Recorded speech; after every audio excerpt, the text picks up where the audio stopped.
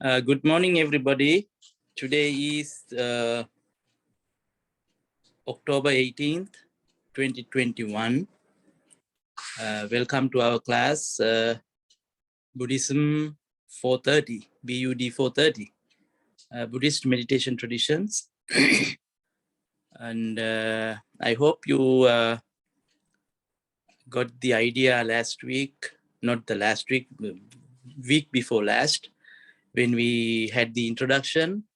You are clear about the syllabus and what we are going to be focused in this class. I see most of you are not my previous students. As I see your names, they look like new to me. So I don't think, not even one. Anyway, I hope I'm clear to you. All my new students, they know what to do in the class. And if you are not familiar, please ask me. I know some of you asked me some questions about what we are supposed to do in the class and whatever. So I cleared them. And let me say again that when you submit your homework assignments, whatever homework assignment, please do it in Word format, Microsoft Word. Don't just type it onto your email as an email. You can send it to me as an attachment of a Word file. Then I can print them and keep track on it. And make sure that you mention your name on top of your on the upper part of your paper, upper part of your assignment. Your name and the class plus whatever you are going to write, and then in a Word format, in Microsoft Word. Please make sure that you do that thing, and then only you will be taken into account. Otherwise, it's very difficult for me to, in emails. If we were in the class, of course, we could have done something, but this is a new situation. So please send your homework in Microsoft Word format. And as we were talking on the other day, now you should be, you are aware actually what zone we are going to step in. I mean that the boundaries of our class. We are going to talk about the different Buddhist meditation traditions. Last week, we were able to define the term meditation. The word meditation has many different meanings in many different traditions. You don't just think that meditation is Buddhist only. We have, in Buddhism, we have a specific way of defining meditation. But in other traditions, when I say other traditions, it means the other spiritual traditions like Judaism, Christianity, or Islam, and many other non-Buddhist traditions, they also do have what you may call meditation. In different traditions, they have some understanding about meditation. So they define meditation in different ways, which we are not going to pay attention to those things here. Across the board, what we can say is, in any given tradition, when I say any given traditions, you can say any given religions, any given spiritual practices, meditation has some value in them, and meditation has some connotation of, spiritual practice, some spiritual practice. That's across the board. But in Buddhism, as we defined this last time when I was giving you the introduction, meditation has a significant place in Buddhist tradition, and Buddhism uses a definite term for that. I used that term last time. Perhaps you might remember. You have to remember that because you are learning about the Buddhist meditation traditions. So the word is bhavana, B boy, H-A-V-A-N-A, bhavana. Bhavana means, the today's translation for that word is meditation. But in Buddhist tradition, what it means is mental culture. Remember last time we were talking about it, mental culture or mental development. So now when you say, the word bhavana might not mean to you anything because you do not know Pali and other things. But when I say mental culture, mental development, then you should be able to get some understanding about what bhavana is, what Buddhist meditation is. When I say mental culture, when you say mental development, how do you do that? Is there a way to develop your mind? Is there a way to culture your mind? That is the Buddhist practice of meditation. So by practicing whatever the practices that Buddhism identify as meditation or bhavana, they are aimed, the goal of those practices is to develop your mind, to culture your mind. Now you should be able to understand what it means. So in order to culture your mind, in order to develop your mind, Buddhism throughout the ages, throughout the last 26 centuries, Buddhism has developed many different ways of making the development of their minds, practices of developing the mind. They have been, throughout the last 26 centuries.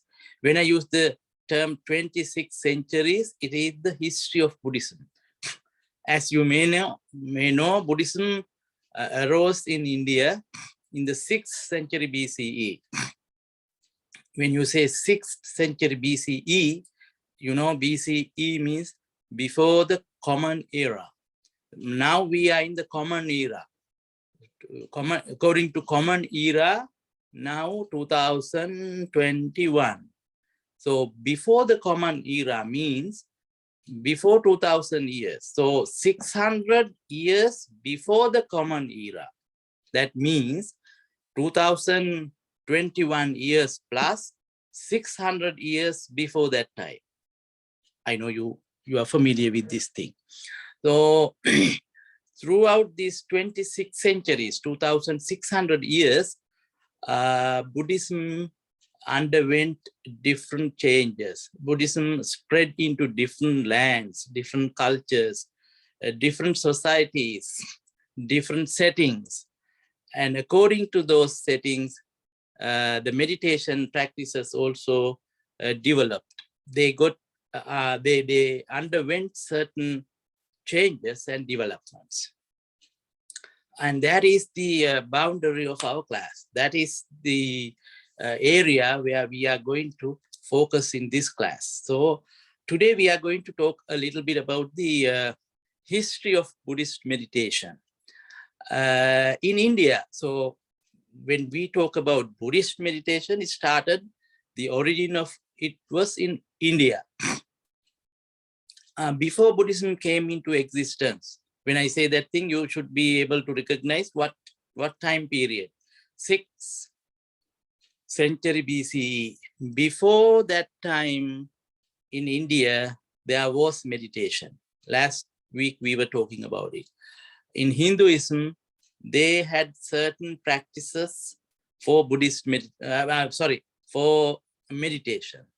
They identified that meditation is like in a sitting posture, calming your senses, calm down your senses, and concentration. That is very important word. Concentrate your mind on one thing and be silent and something like that. That was there in Hinduism. And by doing so, through concentration of your mind, you can achieve certain higher status in the sense that you can do some, what you may call miracles. You have heard the word miracles, right? Miracle, say for instance, if you can, what you may call levitate. I hope you know the meaning of the word levitate. Levitate means to go above the earth. If you can fly like a bird, that's levitation. Indian sages, Indian gurus, Indian meditators, before the time of the Buddha, they had the capacity, they had the ability of levitating their body, levitating like flying in the sky, in the air, through concentration. After practicing concentration for a long time, you get that inner capacity, is spiritual capacity, spiritual ability, that you can go through very hard places like rocks, walls. You cannot be jailed. In other sense, you can cross through any boundary and go to the other side. These were the miracles that they could perform. And also there were some sages. I use the word sage. Those who were practicing, those who were really higher achievers of the practices of these things, they were called sages. Those sages could perform certain miracles like that. Some people were able to recollect their past, remember their past. We cannot just remember our past only for a limited time, maybe for your childhood, something like that. But for these sages, they could remember their even past lifetimes, not just one lifetime, hundreds of millions of lifetimes. They could remember, oh, I was in that country, that somewhere there, I was such and such a person, and I moved, I died from there, and then I was born again in somewhere else, and like that, you could trace back of your past lives and clearly see what have you been doing in your past lives and why you are here, things like that. So these were miracles, actually. These were certain kind of spiritual achievements, and they achieved these things through the practice of meditation, through the practice of concentration. Those were not Buddhist, but those practices were available when the Buddha arose in India, when the Buddha became enlightened. Actually, if you have read the Buddha's life story, when he left the palace, when he left family life in order to find truth, in order to find freedom from suffering, he tried these practices. He went to certain teachers in India, certain renowned spiritual teachers. Why he went there? Because he wanted to learn how to get free from suffering. Because he thought in the palace, even though he had all kinds of luxuries, all kinds of things, money, wealth, and other luxurious things, he thought that is not enough, because life is changing. You have to give up everything. You have to say goodbye to those things. When you become sick, you become helpless. When you are old, you cannot stop getting old. And also you cannot stop death.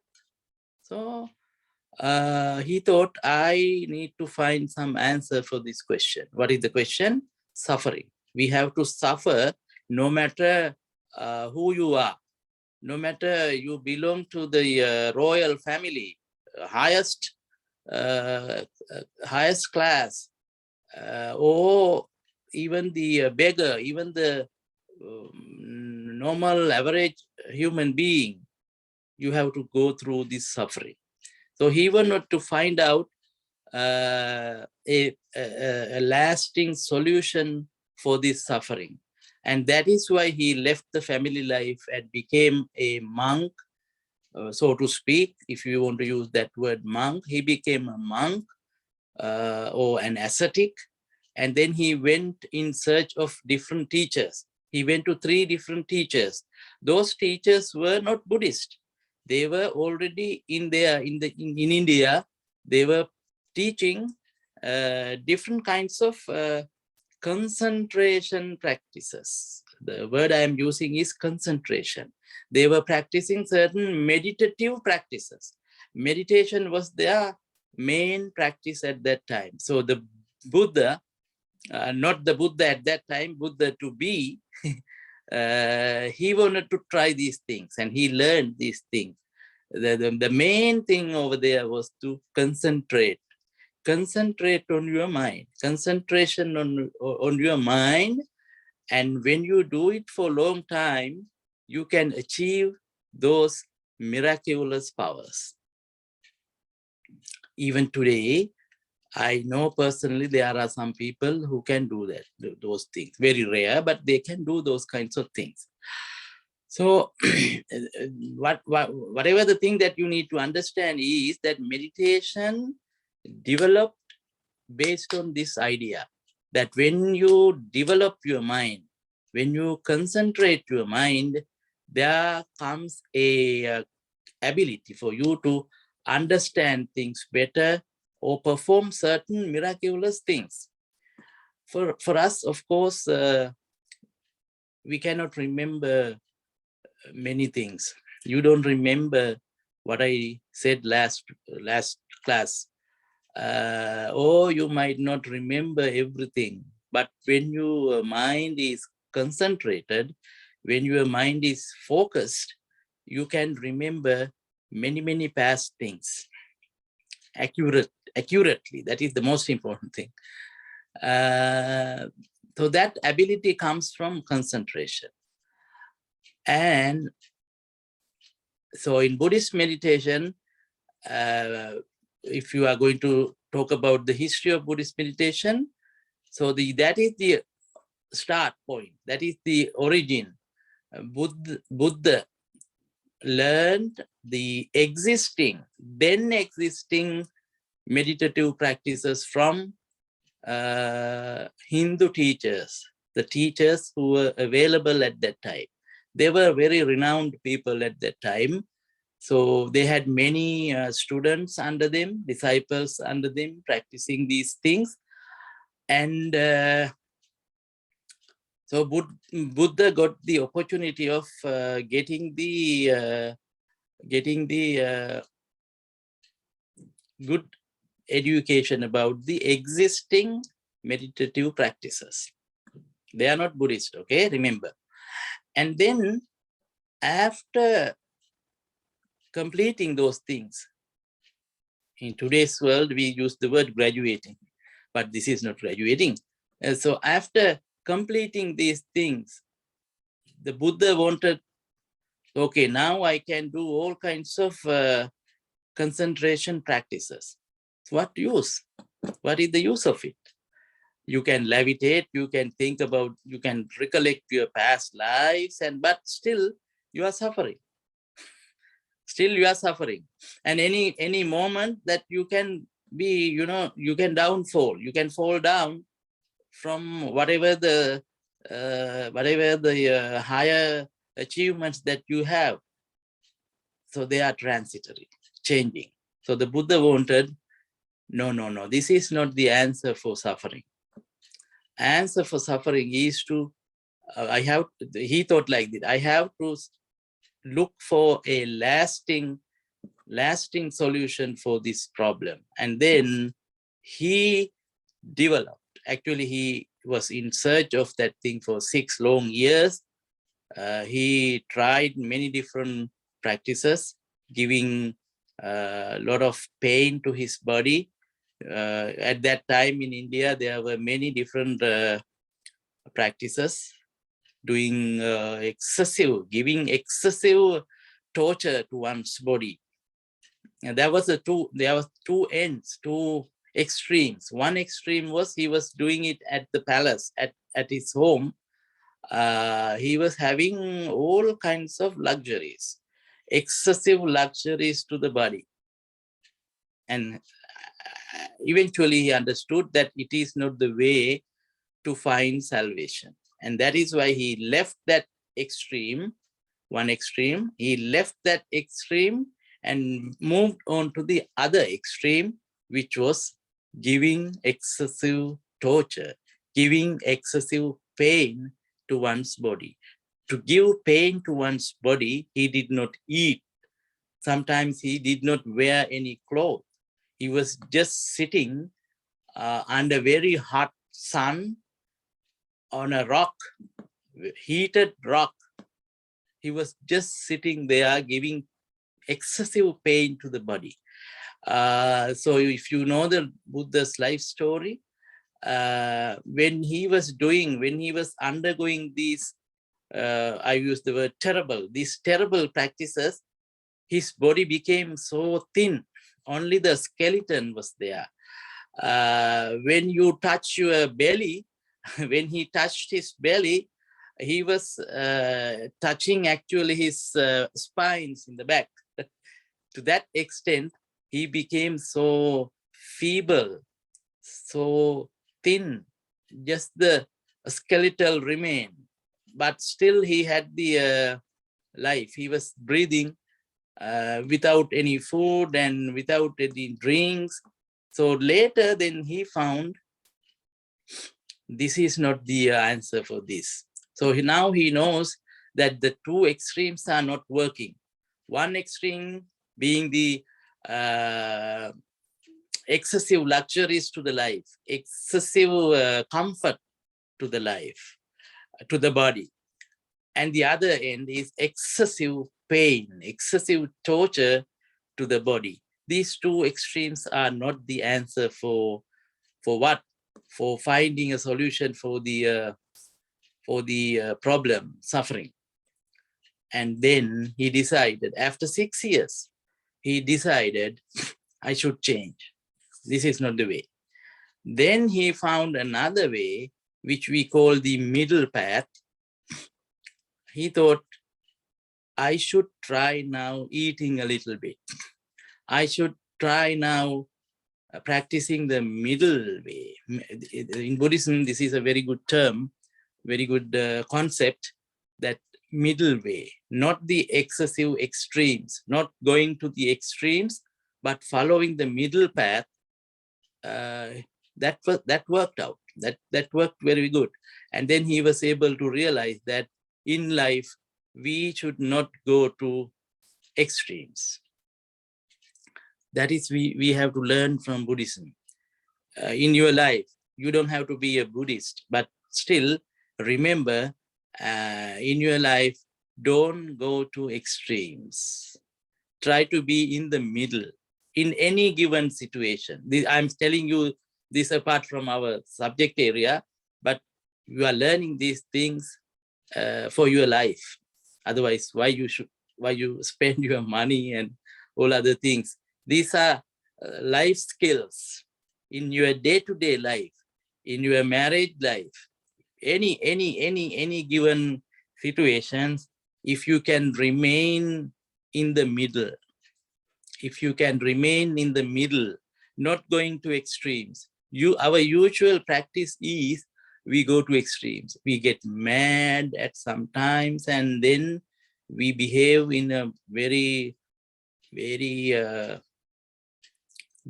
destructive way. But as soon as you go mad, if you can come to the middle, if you can think about yourself and the others and be on the middle, not going to extremes, then there is the solution. So Buddhism also talk about this thing. So the Buddha found that following the middle path, there is the answer. And in the middle path, Buddhism teaches a lot of practices. One thing is you have to follow the morals. You have to, in Buddhism, the word is sila. Sila means morality, ethics. You have to be, your life has to be guided by certain ethical rules, ethics, morality. When you do morality, when you have morality, then only you can move on to the next step. Next step means bhavana. When you have morality, then only you can develop your mind. That is the logic. That is the argument in Buddhism. Without being moral, you cannot develop your mind. You cannot practice meditation. You cannot do bhavana without having certain kind of morality. When I say morality, you have to follow certain, ethical rules, not to kill others, not to steal, not to engage in sexual misconduct. These are the basic things in any given society, actually. These are moralistic ideals. In Buddhism, there are many, I don't use the word rules, but principles.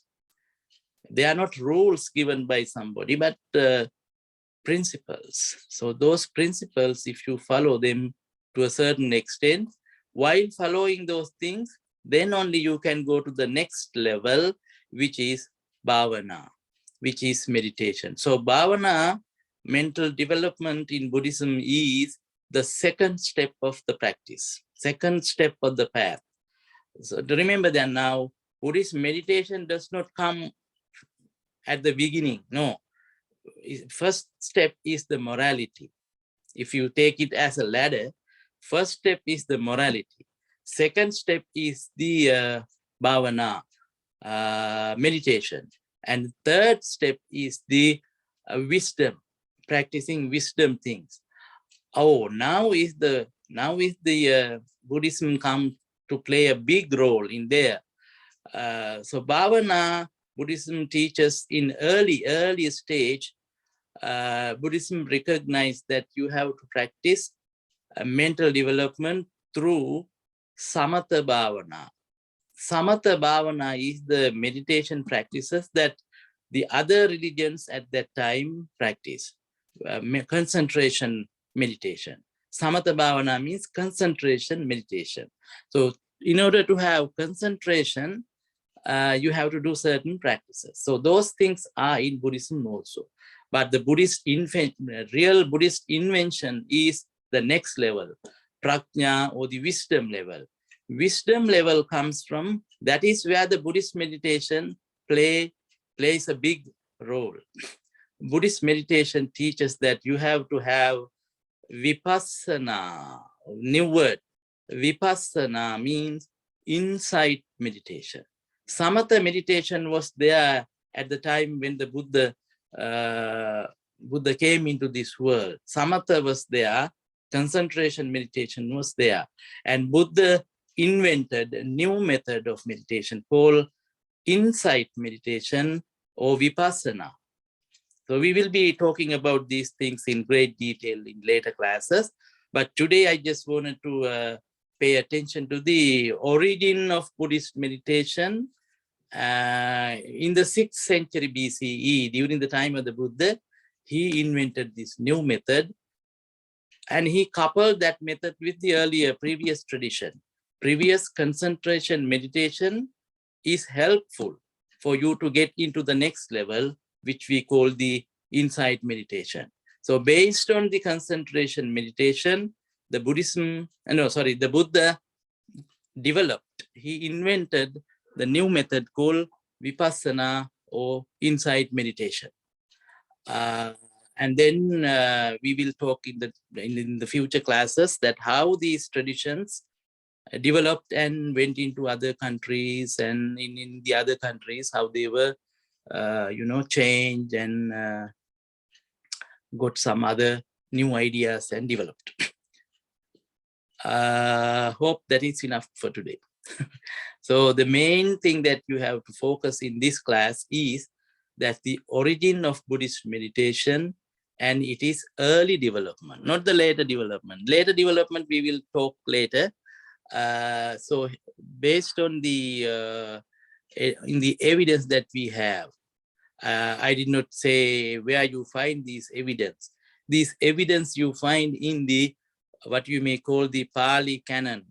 Pali Canon is the is a group of texts, Buddhist texts, believed to have the words spoken by the Buddha himself, recorded later, written down later. And in those texts, you find these things, the origin of meditation and its development. So in the early stage, Buddhism used the existing meditative practices, okay?